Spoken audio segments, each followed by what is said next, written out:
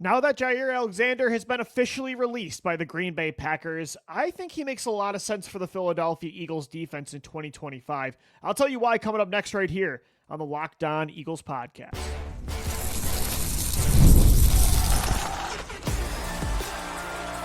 You are Locked On Eagles, your daily Philadelphia Eagles podcast, part of the Locked On Podcast Network, your team every day. We thank you so much for making Locked On Eagles your first listen each and every day. Welcome into this Monday edition of the show. I'm your host, Louie DiBiase, June 9th, in the middle of what I call the dead zone of the NFL offseason. But there is a signing the Philadelphia Eagles could actually make this week that would really make some waves across the NFL. So the Green Bay Packers just released Jaire Alexander from the team, a first-round pick out of 2018's NFL draft. I thought he was one of the best NFL cornerbacks since then, over these last 7 years. Has been released. They could not agree to a restructured contract to keep him with the Packers, despite them needing cornerback play in 2025. Now that he is on the open market, I think Jaire Alexander makes a lot of sense for the Philadelphia Eagles. And I did not have interest in Alexander when the Packers wanted to trade him over the last few months, because you look at the contract that he had, you're going to pay that guy $17 to $20 million, plus you're going to give up a draft pick in a trade for a 28-year-old cornerback that has missed 10-plus games in back-to-back years. When you have Quinyon Mitchell, when you have Cooper DeJean, like, could you use another proven cornerback if you don't believe in Kelee Ringo? Sure. Is it worth like a, second or third round, even a fourth round pick for Alexander? And you're taking on that money. For the Eagles, that didn't make sense. But now that the Packers and Alexander could not agree on a restructure, now I'm intrigued. Because although those things are still true, what I said about Alexander, he is only a few years away from 30. He's only played in single-digit games each season in the last 2 years. He's missed double-digit games in back-to-back years. He's kind of the Dallas Goedert of defense, right? Amazing elite player when he's on the field, but you just know you can't rely on him. Those things are all still true. But for the Eagles now, it might be worth kicking the tires. Now it suddenly seems like a move that's similar to, signing Azeez Ojulari or, signing Joshua Uche on the defensive line. Low risk, high reward. Jaire Alexander now, you can look at it in a different way. He's only 28 years old, still has a couple years where he can really help you compete for Super Bowls in the secondary. I think when he is on the field, he's still an elite football player. He was still really good the last 2 years when he was healthy. In fact, over the last 3 years, his 89.5 PFF coverage grade is tied for second best among all cornerbacks. He's tied with Pat Surtain Jr., who is seen as the best cornerback in the NFL. He actually, the first 3 games of the 2024 season, he had 2 interceptions. The problem has never been about his ability to play, to perform on the field. It's the ability to stay on the field. You look at even his numbers the last time the Green Bay Packers won a playoff game, the 2023 season, that wild card upset in Jerry World against the Dallas Cowboys. So this was less than 2 years ago. Listen to his numbers against Dallas and against CeeDee Lamb. 32 coverage snaps, just 2 receptions allowed for 25 yards, an interception, and a 52.8 passer rating allowed when targeted. He has inside-outside versatility. He can play in the slot. He can play on the boundary. That gives you some flexibility if you want to move Cooper DeJean around the formation and have him be more of this Malcolm Jenkins, Swiss Army knife type of defensive back this year when he's not playing nickel corner. Alexander allows you to have another nickel option. That's not like a day 3 rookie, like a McWilliams, that they drafted this year on day 3. He gives you that optionality. I'm kind of interested now that he is a free agent. I think he could really help this team. It's a 2025 win now move, but the Eagles, I don't think, made enough of those kind of moves this offseason. I like that they prioritize the long-term future, but they are still trying to go back-to-back and try to repeat this year as Super Bowl champions. They have a roster that is set up better than anybody to repeat as champs, to win a title this year. So I kind of like this short-term move, but it really does depend on 2 things if they go out there and sign Jaire Alexander or not. 2 things have to go their way, or they have to feel a certain way about something, and then something else has to go their way. what they need to feel is a lack of belief in Kelee Ringo. So if they sign, Jaire Alexander, that to me says that Vic Fangio is not all in on Ringo's development heading into year 3. If he's not all in, and I truly don't know if he really does love Kelee Ringo. And, Fangio said himself that Ringo needs reps. He needs to learn how to play this position. So maybe that was him saying they're going to give him this opportunity. You guys know me. I'm very high on Ringo. Like, I want them to give him the chance to start. But I just also doubt that, Fangio's really in on him. Isaiah Rodgers last year played over Ringo, despite Ringo having a strong summer. This year to start OTAs, Adoree Jackson got just as many, if not more, first-team reps than Kelee Ringo. So I think the leash is short. And Alexander, again, now suddenly, if he's available, does Fangio like Ringo to a degree? Probably, but if he could have an elite 28-year-old corner like Jaire Alexander that has, again, that inside-outside versatility, would you rather have that player in a vacuum in a Super Bowl season, in a repeat attempt season? I think the answer is probably yes. So it depends on how they feel about Ringo, but it also depends on what Alexander wants financially. So a big reason, the main reason he was released by the Packers, is that they could not agree to a restructure. The Packers wanted him to take a lot less money. And when you also look at why they weren't able to find a trade partner, why they had to just outright release him, is a lot of teams, the Buffalo Bills, it sounded like they were in on potentially trading for Alexander. The Philadelphia Eagles, I think, were interested. I would imagine so for a player of this caliber. The reason, though, they couldn't get a deal done is I think a lot of teams were not willing to give Green Bay a third, fourth-round pick, probably a conditional pick based on snaps, games played, because Alexander's just not available year after year. Again, has missed double-digit games in back-to-back seasons. But to give up a pick like that and to take on $17 to $20 million, nobody wanted to do that, and so they had to release him. So if Alexander still wants that kind of money, if he still wants to be paid like an elite cornerback, which again, when he's on the field, he is, then the Eagles will not be interested, because while he is still, I think, that player when he's on the football field, again, they weren't willing to pay their own homegrown elite tight end in Dallas Goedert long-term money, despite how good he is. And we saw that last year in the Super Bowl run, how elite he is when he's on the field. If they weren't willing to do that for Dallas Goedert on offense, they're certainly not going to be willing to do it on defense for Jaire Alexander. So he's going to have to, if he wants to sign in Philadelphia, number one, like I said, they have to be questioning Ringo more than we're giving them credit for, or more than we think they are. And number two, Alexander has to be willing to sign a team-friendly, short-term contract. If he wants to accept less to come to a better team like the Eagles and compete for a Super Bowl, and maybe he sees this as a way to reset his market. I'll sign a 1-year prove-it deal in Philadelphia. I'll ball out in that elite secondary with Q and Coop and Reed Blankenship and Drew Makuba and Vic Fangio's defense. Then I'll reset my market. I'll get back into the open free agent pool in 2026, and that's where I cash in. Still 29 years old. Cornerbacks can play, I think, for a long time in this league if they don't lose a step. And right now, Alexander doesn't look like, even with the injuries, he's losing a step. So if he's willing to accept that kind of scenario, a short-term, team-friendly, prove-it deal to come compete for a championship and to reset his market, then the Eagles might be an interesting option. Again, I'm high on Kelee Ringo. I would like to just start Kelee Ringo this year.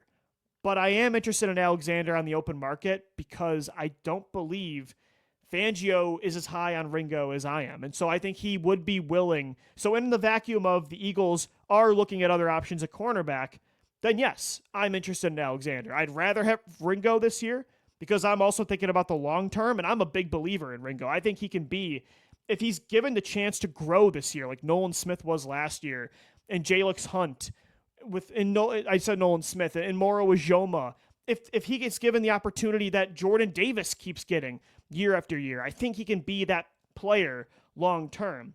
But again, if they're looking at other options, I'm way more interested now in this idea of signing Jaire Alexander than I was a month ago when he was on the open trade market, because he was way too expensive and he wasn't going to be worth the draft pick because of the injuries. But now, we'll see. If he's willing to take less money and the Eagles want to explore this option, I don't hate the idea. In a vacuum, Alexander, Quinyon Mitchell, and Cooper DeJean would be a damn good trio in 2025.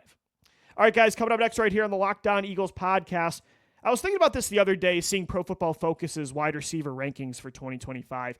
I think DeVonta Smith is slowly becoming not only the most underrated player on the Eagles, but maybe the most underrated receiver in football, and maybe one of the most underrated players in the entire NFL. I'll tell you why coming up next right here on the Locked On Eagles podcast. Today's episode of the Locked On Eagles podcast is brought to you by Monarch Money. Ever check your bank account and wonder, where did all my money go? Well, between dining out, online shopping, and entertainment, it's easy to lose track. I feel like they're talking about me here. That's where Monarch Money comes in, your personal CFO, giving you full visibility and control over your finances. Monarch Money isn't just a budgeting app, it's a complete financial command center. You can track all your accounts, investments, and spending in one place. So you stop just managing your money and you start building wealth. When I started using Monarch, I realized just how much I was spending on food delivery specifically. Now, I'd like to say that I budget at least a little smarter, and I do save more through Monarch. So take control of your finances with Monarch Money. Use the code LOCKEDONNFL in all capital letters at monarchmoney.com for 50% off your first year. That's monarchmoney.com, code LOCKEDONNFL for half off your first year. All right, welcome back into this Monday edition of Locked On Eagles. Thanks so much for making us your first listen each and every day. Even through the dead zone of the offseason, we got you covered 5 days a week, Monday through Friday, on all podcast platforms and on YouTube as well. Right now, I feel like it's ranking season across NFL media platforms. I think a lot of platforms are just trying to get through the dead zone and just create as much content as possible. And so what do? This time of year when there's not a lot of news, you start making lists, rankings, tiers, like that's the big thing to do when you work in media around this time of year as a football analyst. PFF ranked their top 32 wide receivers heading into the 2025 season. And I truly believe that DeVonta Smith, not only is he easily the most underrated, underappreciated, I don't want to say Eagles fans don't appreciate him, but fans, analysts, people across NFL circles, not in Philadelphia, I think he's the most underrated Eagle.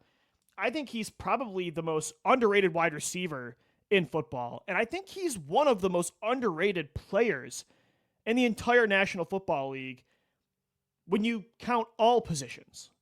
DeVonta Smith, to me, I still believe this, and I made this take after the 2022 season. I think if you put DeVonta Smith in a Detroit Lions type of offense, or the Minnesota Vikings, the Cincinnati Bengals, these passing volume, heavy pass volume offenses, and he's the go-to guy where he's getting double-digit targets, 10-plus targets every single game.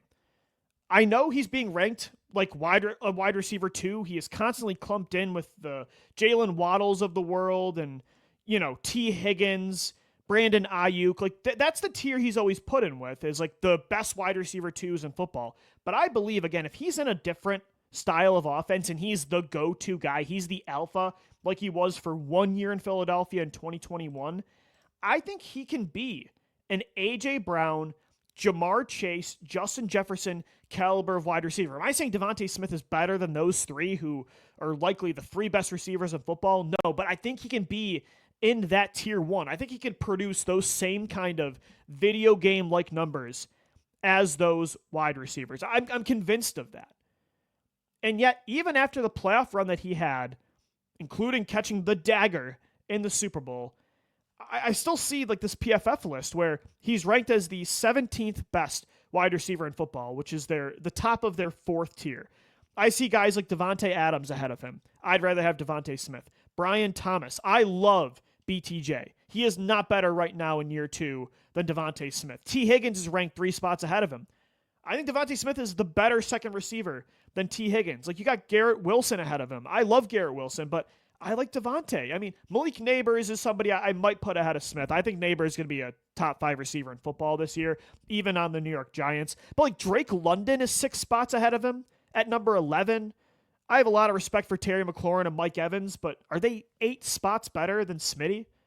And then you've got Nico Collins at 7. Like, and Puka Nacua at 5. If you put DeVonta Smith in that Sean McVay offense, and he's the number 1 guy for Matt Stafford, I think DeVonta Smith if I'm starting a franchise today, and I know this list, a lot of it's about just overall production, and if you're the top guy on your team, it feels like PFF's putting them ahead of guys rather than their actual ability. But in a vacuum, if you're starting, like I'm seeing it through the lens of I'm starting a team from scratch, what wide receiver am I taking for my franchise? DeVonta Smith or Puka Nacua, or like Amon-Ra St. Brown at 4.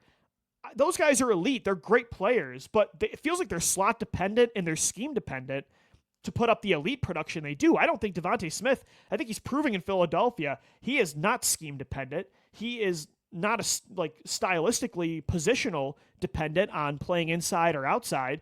He plays in an offense that has the number 1 receiver in football, according to PFF, and A.J. Brown taking the majority of the targets in the passing game. He's in an offense with Saquon Barkley and Jalen Hurts that throws less than any team in football, at least from 2024 standards. And he missed 4 games last year as well, and he still put up over 60 receptions, 833 yards, a career-high 8 touchdowns, a career-high catch percentage, a career-high success rate percentage, the second highest yards per target mark in his career. I think he's one of the best route runners in football. I saw those advanced metrics the other day from Warren Sharp that says he's one of the most efficient deep ball receivers in the league. I think he is just criminally underrated. And I think you look at, too, his playoff performance. I mean, the guy leads the Eagles in franchise history. He leads the team in playoff receptions and receiving yards over anybody in the history of this franchise. Guys that have helped you win championships, compete for championships over, 60, 70, 80 plus years. Like Smitty is the go-to guy, and he's only been on this team since 2021. I just, people act like he's a wide receiver 2, even if A.J. Brown wasn't here. I think he's, to me, an elite wide receiver 1 that has just had to accept a different fate because the Eagles are trying to build a dynasty, and they are not going to settle at wide receiver like they used to. So I don't know. I think that list I totally disagree with. It's just another example of DeVonta, and even like some shows I've been on across the Locked On Network, like the tone of which people talk about him is like he's more of a, I think he's much closer to, even if he's not Jamar Chase or Justin Jefferson or A.J. Brown, I think he's a lot closer to those receivers than he is the Jalen Waddles of the world or the Garrett Wilsons, the Puka Nacuas. Those are really, really good wide receivers. I think those are wide receiver 1s in the NFL. Brian Thomas Jr., I think, is going to be that guy this year. Terry McLaurin for the Commanders, if they don't trade him. I think he's a lot closer to that tier 1, or at least the top of tier 2, than he is tier 4, where PFF has him right now. And I think, by the way, another cool thing to talk about with DeVonta Smith, I was watching back Super Bowl 59 today.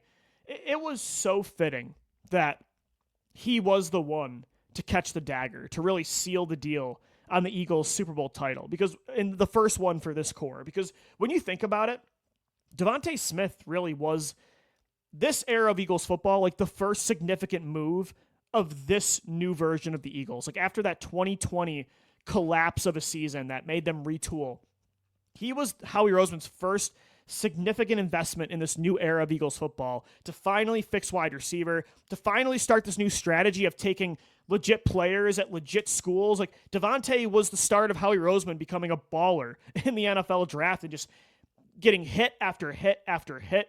Like DeVonta was the start of all this. I mean, he caught the first touchdown of the season in 2021, his first career catch. Jalen Hurts' first game as the face of the franchise. DeVonta catches that first touchdown in Atlanta, and then his last catch up until this point was the game-winning touchdown, the game-sealing touchdown in the Super Bowl. Like, it's almost cinematic in a way.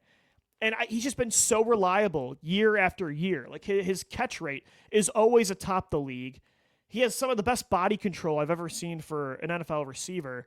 Like, I think people forget this is one of the best college football players of all time that just so happened to be drafted by a team that when he was a rookie, they didn't throw the football a lot, and Jalen Hurts wasn't fully developed. And then when they started to throw more and Jalen Hurts took that step as the franchise quarterback, they added the best receiver in football, and then they signed Saquon Barkley, and they had the best rushing attack in the history of the NFL last year. So I don't know. I think Smith is almost becoming a victim of circumstance. And so he's being treated as a player that's less talented or is like a lower caliber of athlete of overall productive football player than he truly is. Like, his numbers don't tell the whole story. Again, the fact that he almost still hit 1,000 yards this year when he missed 4 games, 3 to injury, 1 rest at the end of the year, and he's playing with A.J. Brown, Dallas Goedert, and Saquon Barkley, and a mobile quarterback that runs a lot, and they ran more than any team in football, and he still had 833, 8 touchdowns, and 64 catches. Like, that's ridiculous. And he produced in the playoffs. Yet again, he was like your most reliable wide receiver in the postseason. And none of this is a knock on A.J. Brown. I agree with PFF that A.J. Brown is the best wide receiver in the NFL. He is the best one-on-one receiver this league has to offer. But I think Smitty at 17 is crazy. I think he should be a lot higher. I would put him in I personally believe he's a top 10 caliber receiver, but he should at least be in the top 15 if you ask me. All right, guys, we'll wrap up this Monday edition of Locked On Eagles. Coming up next, the Eagles on their social media platforms asked an interesting question I want to get into. Outside of Super Bowl 59, what was your favorite game from 2024? I've got an obvious one, and I ranked my top 5, so we'll get into that as we wrap up this Monday edition of Locked On Eagles. Coming up next.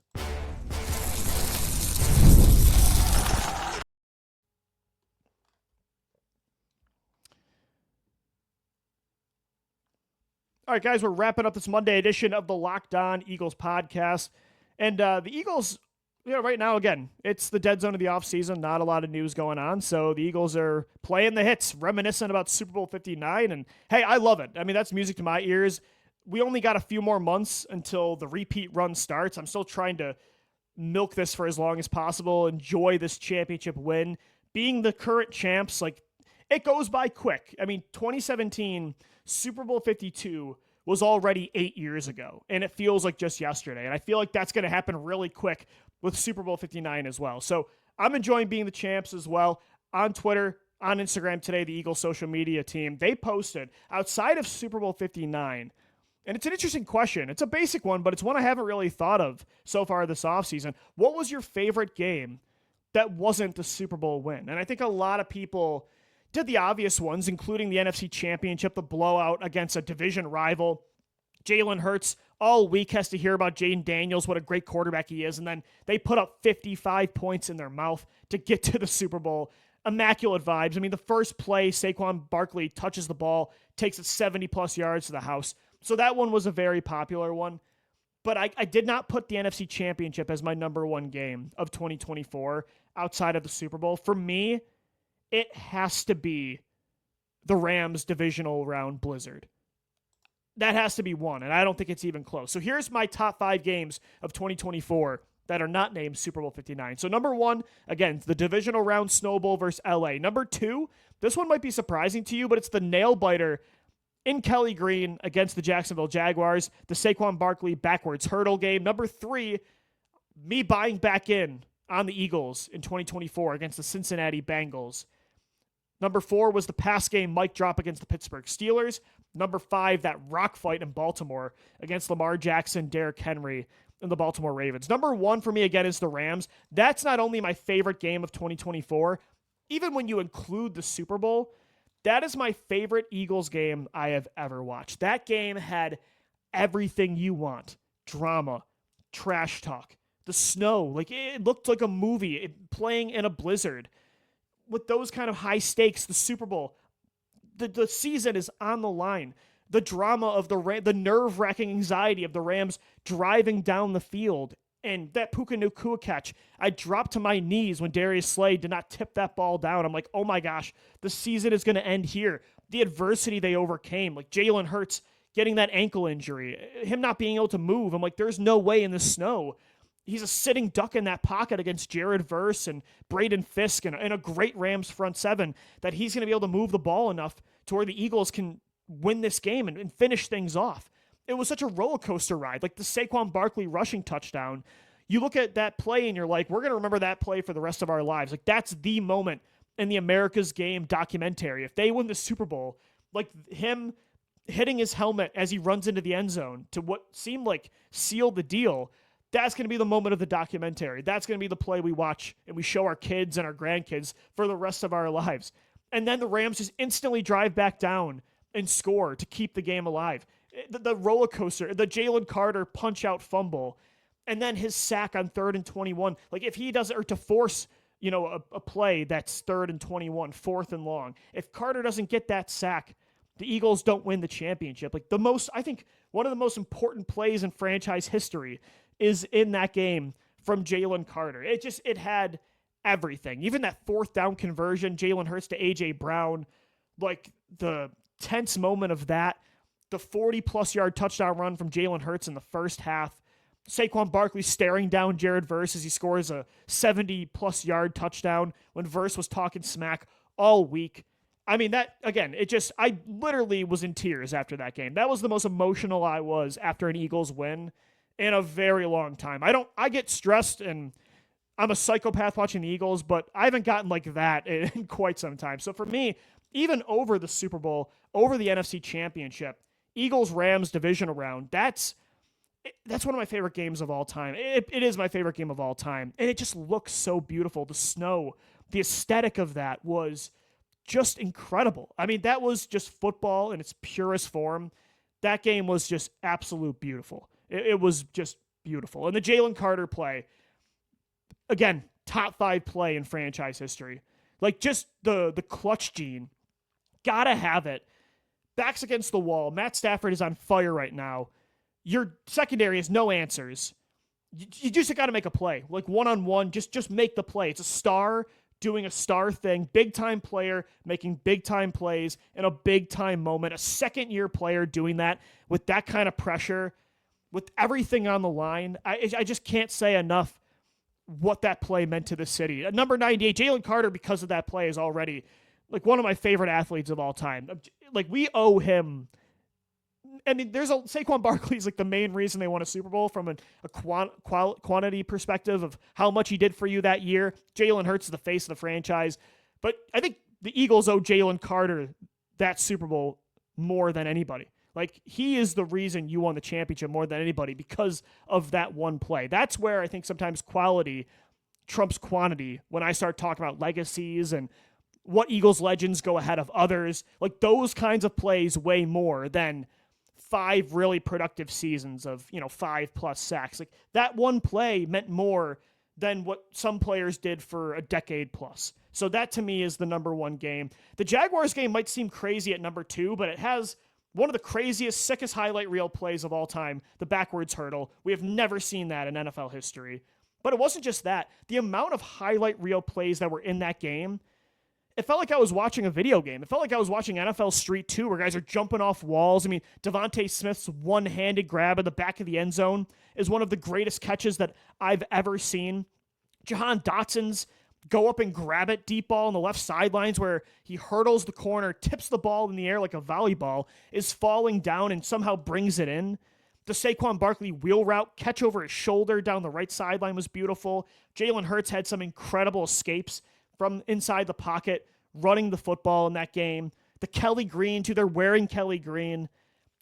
Nakobe Dean's interception, the game-winning interception, goes up and high points the football, falling away, goes down to the ground with the catch. I kind of like those games where I get really nervous because at the end when they do pull it out, it sounds kind of toxic, but I think it feels better when they win those games sometimes in the blowouts because the game almost gets stripped away from you and you realize how bad you want that win. And that game against Jacksonville, I just feel like had it all. Kind of like the Rams game, only this one was in different stakes. They're 5-2 and it's the regular season, but that one for me is a personal favorite, even though it was toxic and they almost blew a lead against a bad Jacksonville Jaguars team led by Doug Peterson. Number 3 was the Bengals game because I was not sold on this football team before that. The Bengals game, I needed to see if they were going to compete for a Super Bowl. I knew before that game against the Giants, the way they went to Saquon Barkley all the time, that they were going to become, after the bye week, a run-first team. But I still said, if they need to rely on Jalen Hurts instead of Saquon Barkley, I don't know if he can do it right now because Jalen had a shaky first 5 games of the season. But then that Bengals game, when Joe Burrow was hot in the first half, Jalen Hurts met him blow for blow, trading punches. He was spectacular in that football game. I needed to know that he still had that in him. He looked like 2022 Jalen Hurts in that game. That was the game that sold me on being back on the Eagles as a title contender. So that to me was number 3, just because it was such a huge confidence booster, at least for me, and what I believed the ceiling was of that football team. And then number 4 and 5, The Steelers game and then the Ravens game. Pittsburgh, I mean, a whole week of drama. A.J. Brown not happy with the passing game. Brandon Graham igniting a flame under that beef with Jalen and A.J. on WIP. Just a whole week of drama. And there were legit concerns about the passing game before that. Like, they did not look smooth throwing the football for about a month before that, despite the 10-game win streak that they were on. For them to feel all that pressure, and it was internal too. The players were not happy with the passing game either. For them to hear all that outside noise and for them to be beefing internally about this, for them to go out there against a top-tier, top 10 Steelers defense and put on that kind of passing performance, it is one of the most badass mic drops I have ever seen in sports, where they just had everyone shut up about the passing game. And Jalen Hurts had so many great one-liners. After that game, he said, like, just because we don't do something doesn't mean we can't. Sits down after the press conference or after the game during the press conference, like, so is that what you guys wanted to see? Like, it was just such a cool moment. And again, kind of like the Bengals game, that game was a relief for a lot of us. It was, okay, they're not going to do this all the time. They're going to run through Saquon Barkley at the offensive line in the running game. But if they need to do this, we know they can do it. And that was foreshadowing of Super Bowl 59, because the next time they needed to do that again, where a team had shut down Saquon, was the Super Bowl. And Jalen Hurts answered the bell and did exactly what he did in that Pittsburgh game against Kansas City. That Pittsburgh game was why I was confident early in the first half against KC, when Saquon couldn't get anything going. I still was not shaken in my confidence in that football team. It was because of that Pittsburgh game.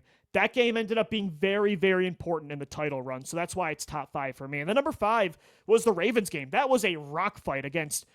It was cool because it was the two best backfields in the NFL. It's Lamar Jackson and Derrick Henry against Jalen Hurts and Saquon. And it was a tight game, a close one against a Super Bowl contender, in my opinion. The Ravens were one of the best teams in football last year. And to see the grit and the perseverance against a contender like that on the road in such a tough environment to win a close game like that, even when the passing game was struggling, that game showed me, I'm like, okay, this team has it. Like, they have that championship level toughness. Like when Cooper DeJean pile drive Derrick Henry into the ground, lifted him up just with his arms.